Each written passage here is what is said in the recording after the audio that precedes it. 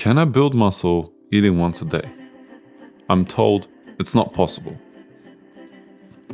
Unless you've been living under a rock, the formula that's the loudest is calories in, calories out, or CAICO for short.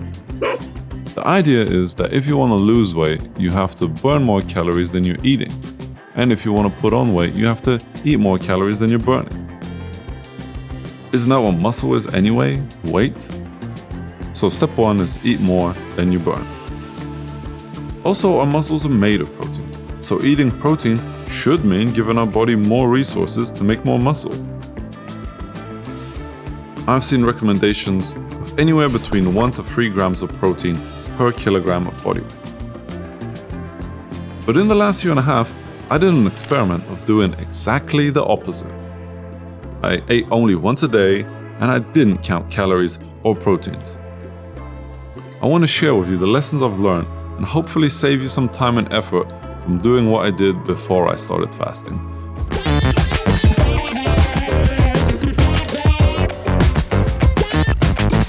There comes a time in a young man's life when he starts being self-aware of his body, and it's usually expressed in the form of wanting to put on more muscle and be big, because being big is a part of growing up. It wasn't long before I learned about CAICO, and here are some of the things I've done. Eating everything and anything all day, under the guise of, I'm bulking, this is normal. At one 10-week period, I had half a kilogram of steak for breakfast. I've also meal prepped, which was eating the same frozen food from Tupperware all week. And last but not least, protein shakes. I've had anywhere between 1 to 5 a day, and there's been a whole evolution of my relationship with them. It worked for me, but eventually my goal changed. I no longer wanted to be just big.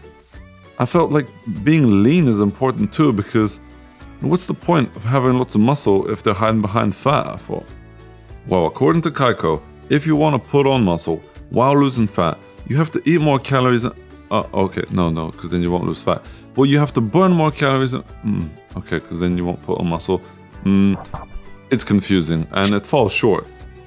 So I did what I always done in the last 15 years whenever I was confused. I consulted the Oracle. Jeff.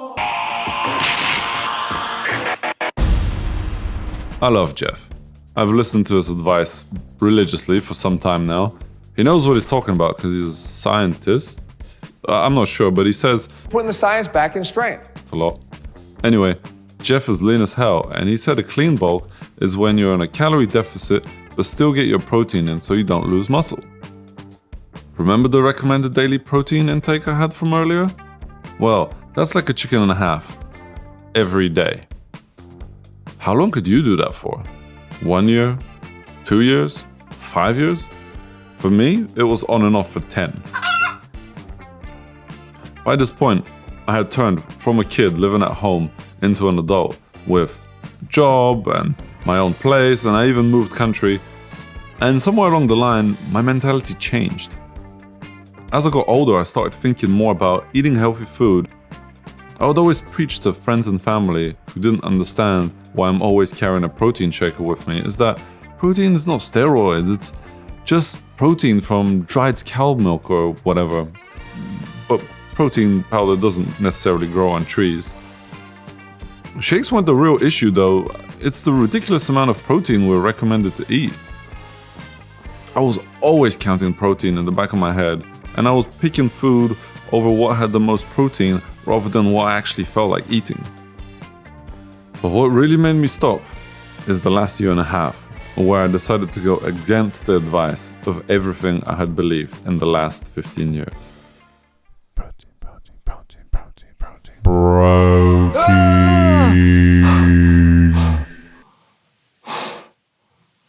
Oh, what a terrible nightmare.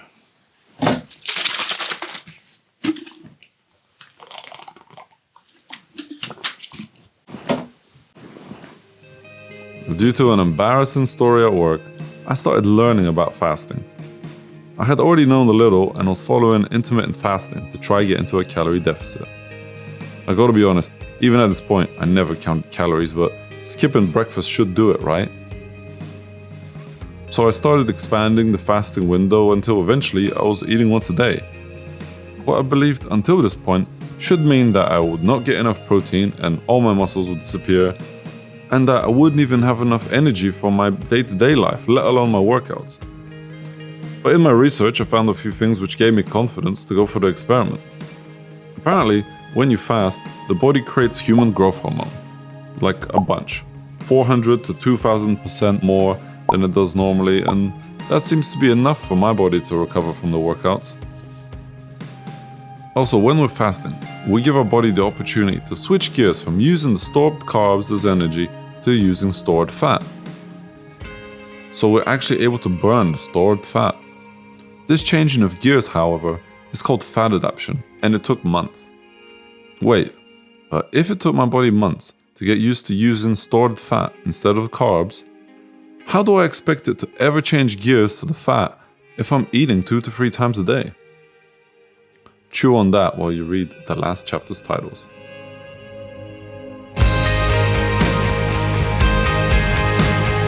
Before I ever toyed around with fasting, I had learned one of the most important things about getting in shape.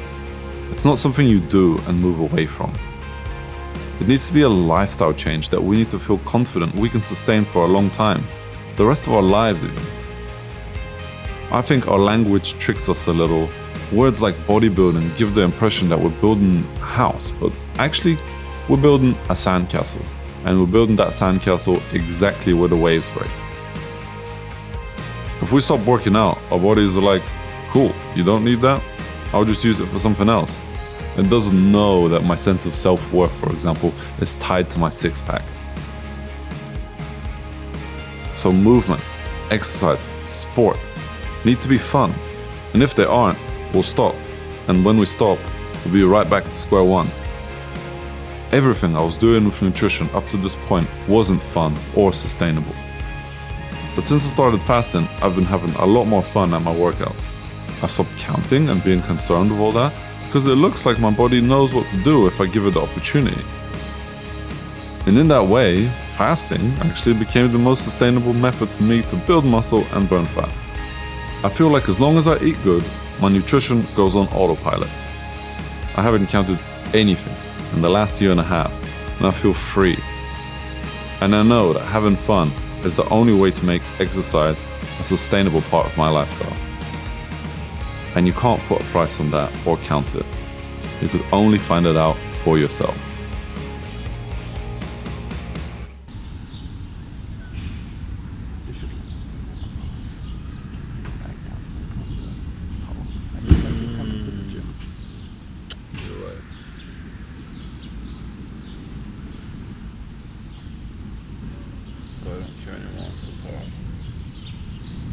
It might be a cool shot.